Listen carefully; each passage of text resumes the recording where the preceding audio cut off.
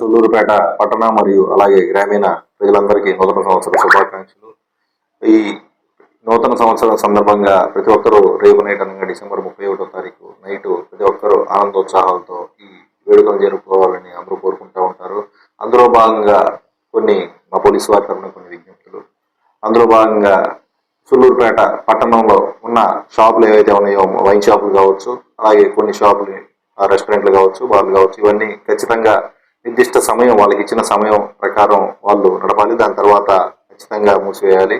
ఒకవేళ వాళ్ళు ఈ దాటి ప్రవర్తిస్తే, దాటి కనుక నడిపితే వారిపైన కానీ వారి యాజమాన్యం పైన కానీ చర్యలు తీసుకోవడం జరుగుతూ ఉంది.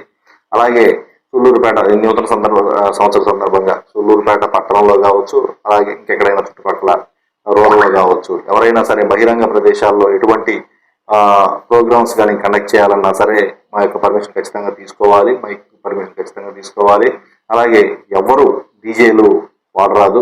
డీజే ఖచ్చితంగా ప్రొహిబిటెడ్ కాబట్టి డీజే వాడరాదు.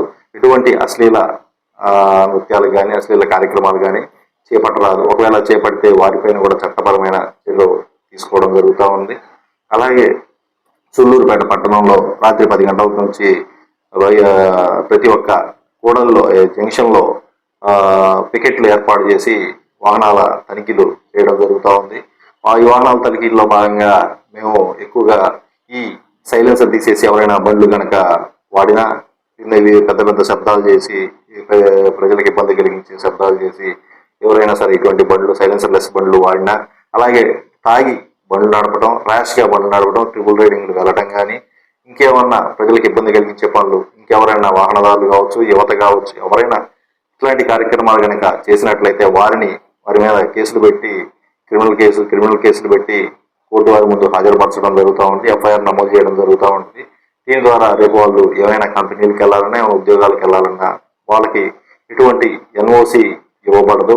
కాబట్టి ప్రతి ఒక్కరూ ఈ నూతన సంవత్సరాన్ని ఇంటి వద్దనే ఉంటూ వారి యొక్క కుటుంబ సభ్యులతో సుఖంగా, సంతోషంగా, ప్రశాంత వాతావరణంలో ఎటువంటి అవాంఛనీయ సంఘటనలు లేకుండా జరుపుకోవాలని మీ అందరినీ కోరుకుంటూ అందరికీ నూతన సంవత్సర శుభాకాంక్షలు.